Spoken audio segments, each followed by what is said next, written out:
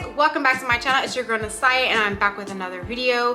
So today we are going to be doing a video on traveling as a healthcare individual and pretty much how to or where to stay when you are traveling. I have gotten so many questions on this through my social media, Instagram, DMs, TikTok, and things like that. Like, you guys have been asking me and blowing my phone up about it. So I'm finally here to pretty much explain to you guys how I went about it and the same ways that you can go about it as well.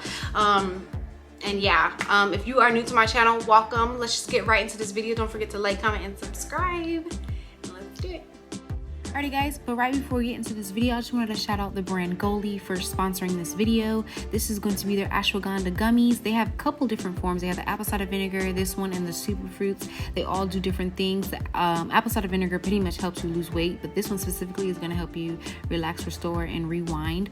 I use this specifically when I'm about to go to bed. One, it literally helps me go to bed. It definitely is like a, you know, mind relaxer, mood relaxer, you know, and it helps me. And I'm able to have a really good night rest. I've been using this for the past 3 weeks and literally, like, I would not be telling you guys, no lie, it definitely helps me. But also some facts about ashwagandha: it helps support the muscles, supports exercise recovery, improves mood, and reduces stress and promotes calmness. You guys can find this down below in the links. I also have a discount code for you guys as well. If you guys want to use it, you'll get a percentage off, as well as helping me out, give me a percentage as well. So I definitely highly recommend that. But other than that, let's get right back into the video. So I do have my phone here, obviously. That's how I pretty much get all my information and how I just kind of stay like organized when I'm explaining things to you guys. So again, if you are new to my channel, welcome. I think you should probably watch the video that's going to be linked up here or down below if you don't really know what I'm talking about. But I basically explained in those videos how to become a travel phlebotomist, travel nurse, travel in general in the healthcare field, and where you can go. Like, there's a bunch of places that you can go, but once you have your contract and you pretty much, you're ready to go, you're ready, you know, you have 2 weeks left, a week left before you actually get up there, I recommended that you go ahead and find places in order to stay and live that's gonna not only save money, you get what I'm trying to say. Yes, they do give you big stipends and things like that, but the point is of not only to travel, but to get that money and actually pocket that money. So I'm gonna give you some tips here to pretty much let you save that money, that coin, and where you're gonna be able to stay. So yes. Okay, so I kind of want to just give like a little really quick background before I kind of just jump into it, because there's lots of avenues to this whole traveling thing. If you have not already, I would definitely and highly recommend you guys checking out my videos. It's going to be linked up here as well as down below. And I talk about how to get into travel phlebotomy, you know, different things and things like that, and some traveling companies. So if you guys want to see that, go ahead and check that out.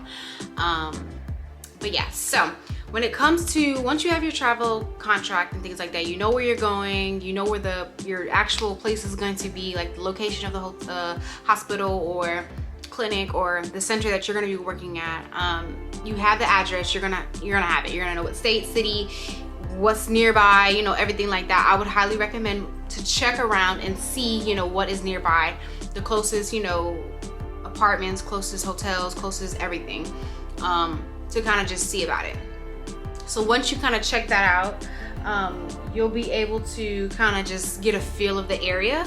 Now let's just kind of get into the types of places that you can stay and actually live during that duration of your contract. So first things first, I would like to start off with hotels.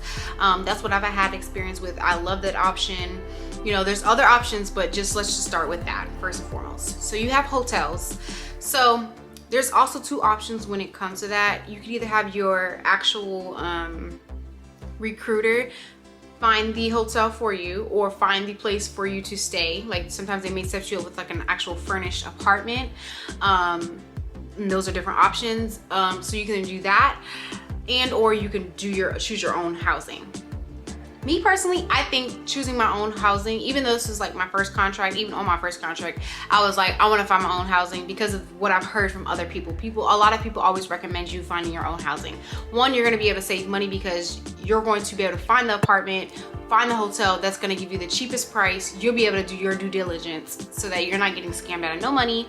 Not saying that anybody's going to scam you or anything like that, but it's just me personally, I just always choose to just find your own housing. So you know exactly how much you're, you know, doing or whatever. So that's just first things first. Now, when it comes to hotels, I personally like this option. One, because it's all included. You get lights, water, housing, living, you know, a maid cleans up maybe once a week, everything. They give you the washer and dryer. It should be, sometimes some hotels offer free washing, like meaning that you can go down there and use the washers for free. And some charge like maybe, you know, $1 or 25 cents per load or something like that. I'll definitely opt to see if, you know, they have those options, and then do that. So you have free wash, free water, free lights, you know, or it's all included in the pricing that they're gonna give you. If they charge you $25 a night, they charge you $30 or $50 a night, that's what it's gonna be. And you just calculate that for your whole stay and see, this is how much is going to be coming out of my pocket, and or do I like this pricing? If not, and then I need to find a cheaper hotel or a cheaper option, you know. That's kind of how you go about it. And then sometimes some hotels offer like free breakfast and stuff like that, so there's different things that you can kind of check out within it. So that's one reason why I like to stay in hotels. Hotels also offer discounts for travelers, for nurses, for healthcare fields. All you got to do is just, when you call up there, be like, hey, I have a healthcare coupon, or just more so ask them like, hey, I'm a traveler, I do travel nursing, travel healthcare, and I was wondering if you guys do anything for the travelers. You know, they may give you like a certain amount off, or like the hotel that I've stayed in, like they were like hundreds of dollars, like maybe $170, $150, but they only gave it to me for like maybe $50 or $56. You get what I'm trying to say? So that's good within my budget. You gotta kind of figure out, you know, are you still gonna be, if you're gonna be breaking even, then is it really worth it? You get what I'm trying to say? When it comes to hotels, that's, you know, some type of thing that you gotta kind of think about. So you can do that option. You can, sometimes companies provide you with codes, like corporate codes, to be able to log in into these different, you know, hotels and things like that. And so like that. And then the name that you kind of want to look for when you're typing it in into the internet is going to be kitchenette type hotels. When it comes to that is important, at least for me, especially if you're the type that you want to cook, you like to cook and things like that. Kitchenette hotels, they give you the full-size refrigerator, microwave, dishwasher, sink, and a actual stove. Some of them have like 2 burners where, like, you know, you're able to like make some eggs, make some, you know, rice. You know, you might want to bring your rice cooker, different things like that. The only thing that they don't have is an actual oven, but there ain't nothing that an air fryer can't do. So keep that in mind, okay? So now that we pretty much went over the hotels, there's so many hotels. There's extended stay, where like they have different, obviously, price ranges for your comfortability. Like they got $30 hotels, and then they got, you know, and that's pretty much after this discount code. You get what I'm trying to say? Or discount that they apply. So we already pretty much went over hotels, how that you can get the right pricing, because you don't want to be spending those $100-something on it. So you got healthcare traveler, you can either do that. Sometimes the companies provide the codes. And if you stay over 30 days, most hotels give you that discount anyways. Staying more than 30 days or they'll go ahead and just put your pricing at this amount of time, pricing at this amount type situation. So that's that on that. They have extended stays. Normally they are good for that. That's more in like the cheaper end.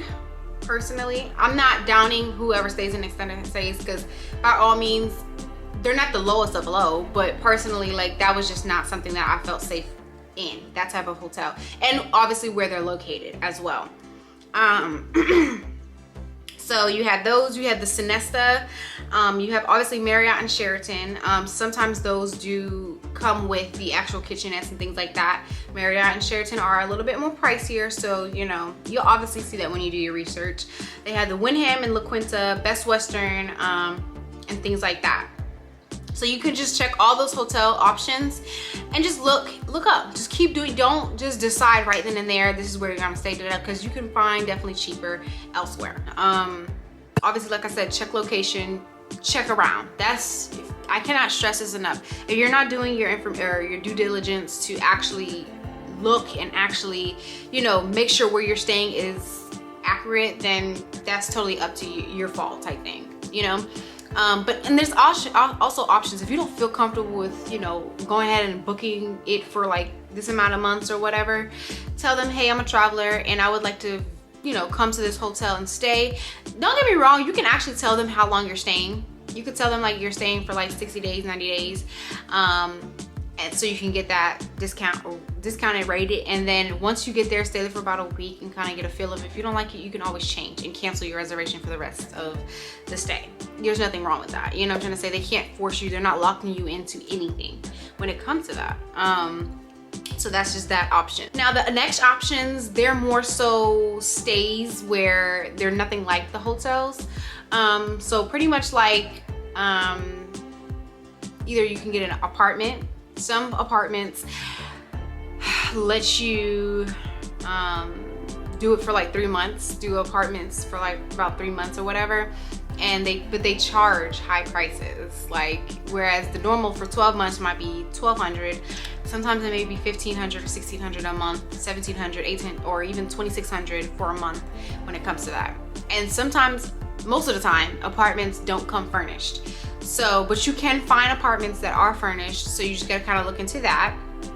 So you have two options when it comes to that. You can either get your own, you know, apartment for 3 months or 6 months or however you want to do it.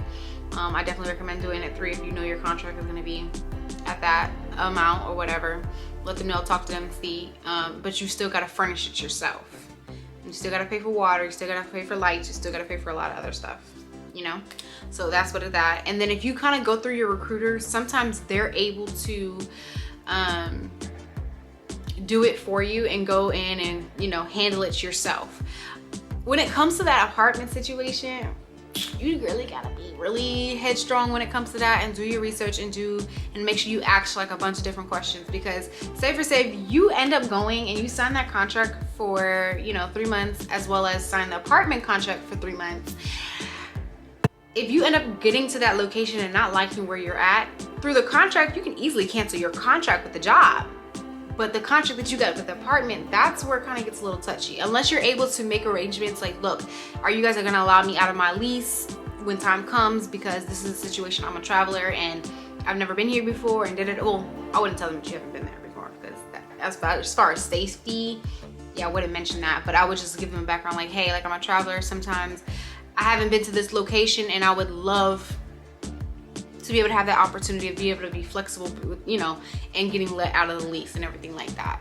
And I think if you go with your recruiter on the actual lease, like letting your recruiter get the apartment, everything like that, it may allow you a little more flexibility, whereas you're not totally constricted and forced, you know, to actually stay there, if you get what I'm trying to say. So like I said, you got to do a little more research on that part. So that option when it comes to those. I have written down a bunch of sources that I'm also going to list down below, like links and things like that. So you have Furnished Finders. This is like for apartments, where you could find apartments for.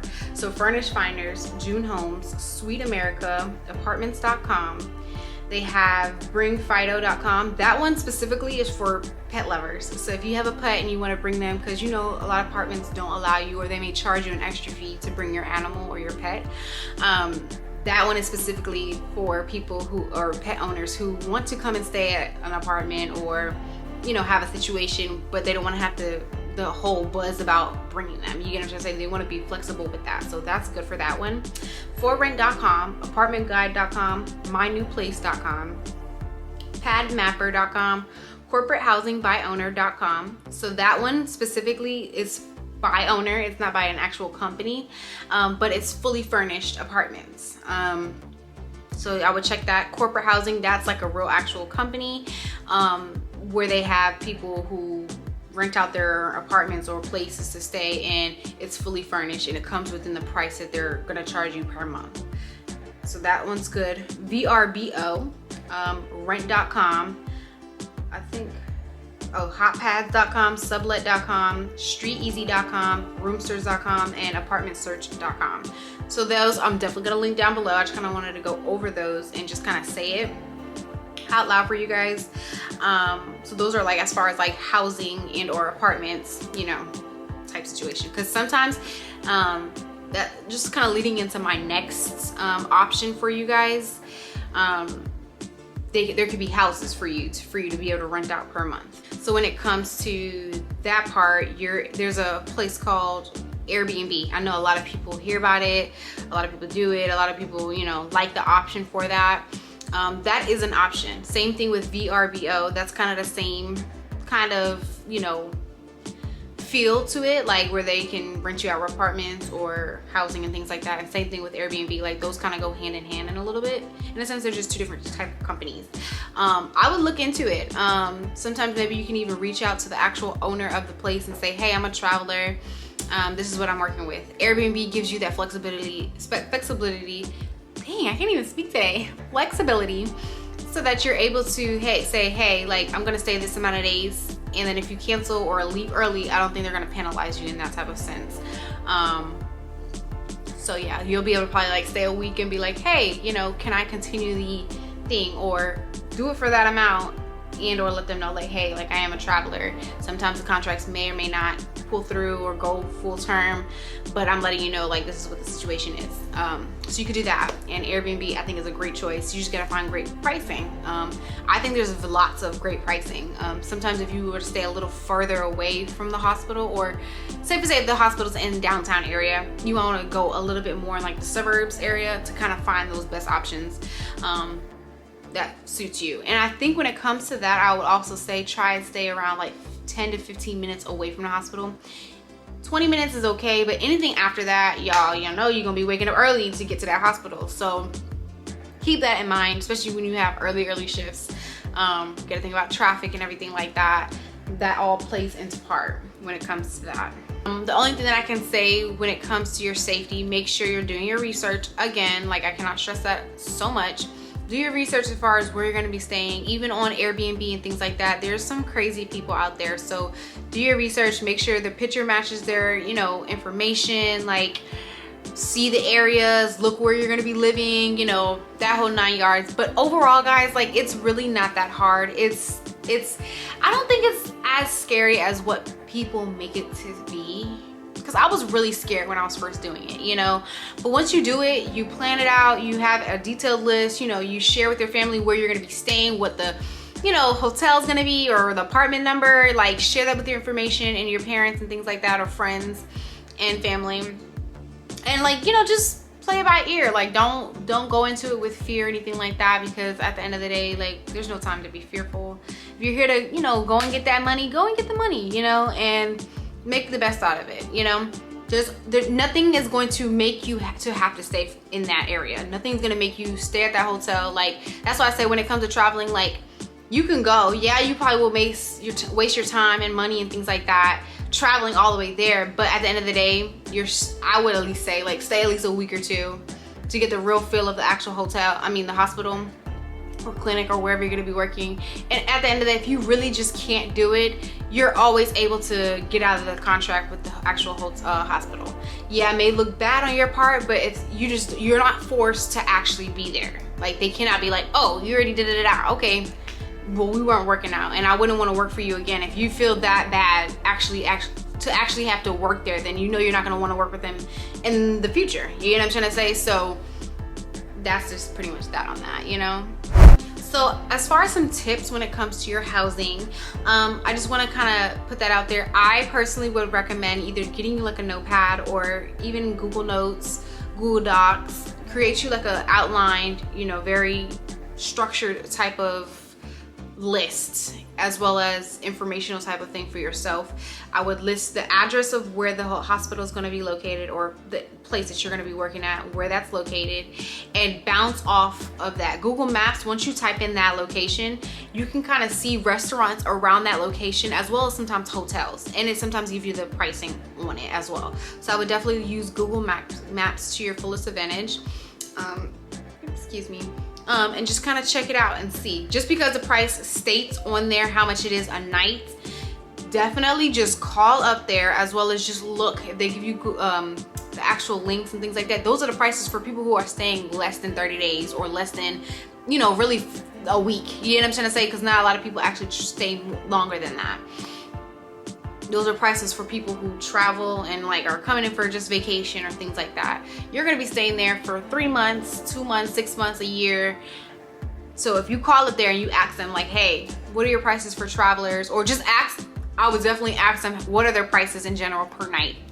And then they'd be like, hey, you know, what is the pricing for a kitchenette, And they'd be like, how long are you staying? They try to ask you those type of things or whatever. Or what, just try and get the price out of them before you tell them that you're a traveler, because sometimes they like to upcharge you. And that's with anything, with hotels, with, you know, apartments, like all of that. Ask the questions, what is the going rate for and they ask you for your move-in date. You let them know and then they give you a price. Then you know the actual set price. Then you let them know, hey, what is the traveler rate or nursing rate or healthcare rate when it comes to these things. They're not, I mean, personally, you can really say whatever you want to say. They're not gonna ask you, oh, are you a this or are you that? They be like, are you a nurse? You be like, yes, whatever. Yes, I'm a traveler, I'm a healthcare field worker, you know. You don't have to, they're not gonna ask you for your badge or ask you for that information, you know what I'm trying to say? So that's just that on that. There is literally so many options when it comes to this, like staying, you know, situation. So once you make your list, you know, of your actual place that you're going to be living at, then I'll go in and list what are my needs and wants when it comes to this situation. Obviously you would want safety, comfortability, you know, if you're looking for maybe free breakfast, that will definitely be your hotel option. At least you know, like, that's what you're trying to do. Actually write down a budget. You know, it's pretty much the same thing when if you were living in somewhere else, you know, a budget. When you want to move into an actual place, get you a house and stuff like that, what is your budget? You know, you got to think about groceries, you have to think about personal hygiene and everything like that, you know, and everything. So you want to stay based off of how much they're giving you. That's how you're going to be able to determine if you're going to be making maybe, like, say for say $1,200 a week. You want to know that you're going to be having to, your living expense is going to have to drop low. It's not going to be able to be as high as you actually want it, especially if you really want to make that money and maximize how much you're going to be making from this actual contract, you know. When it comes to, like, actually, you know, once you get here and stuff like that, they honestly, once you talk to your recruiter, they're the ones that are supposed to help you. So if you have any honest questions, like, just ask them like, hey, like, how much, obviously, once you're making this, like, how, if you guys are going to help me, could you give me the options? Like, how are you going to, what apartments are you going to be staying at? Can I see the apartments before I move forward with that? Obviously, if they're doing the furnishing for you, they're taking that money.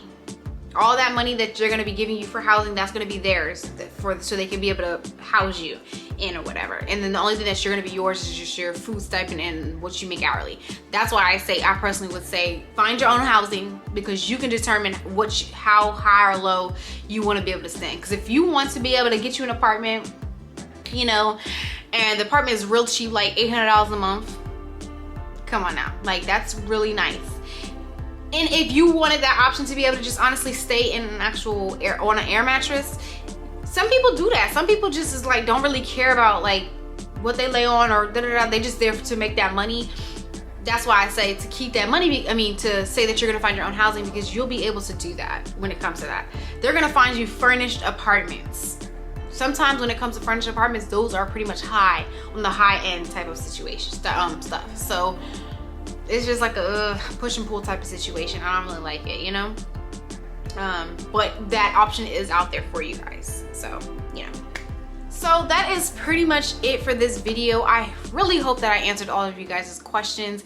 If you have any more, definitely don't be afraid to, you know, put that down below, comment that down below, DM me. I love to answer your questions because I truly love helping you guys. I was so fearful when it comes to traveling and things like that. So I would just let you guys, I want you guys to be able to feel happy and content with what you're doing in life and be able to do it with ease. Because when it was there for me, I didn't really have this option when it came to traveling and stuff like that. Like, I kind of had to go by ear, you know, what people said as well as what the recruiter told me. So now that I'm able to transition into that situation, I've done it already, you know, I'm able to kind of explain it to you. And I could just only give you based off of my experience. Everything that I said in this video is based off of my experience and what I've done. Other people might have different experiences, you know, so it just is what it is. It is a trial and error. It is a leap of faith. And I definitely recommend you guys taking that leap of faith because we're trying to be millionaires out here. We're trying to be successful. We're trying to be, you know, just happy, living life to our fullest, you know. So that's pretty much it, guys. Thank you guys so much for watching. Don't forget to like, comment, and subscribe. If you guys really want to support me, you guys would definitely subscribe, you know? Don't forget to put this bell notification on so you can see each and every time that I upload and you won't miss not one video. So thank you for watching and stay tuned for more. Bye-bye.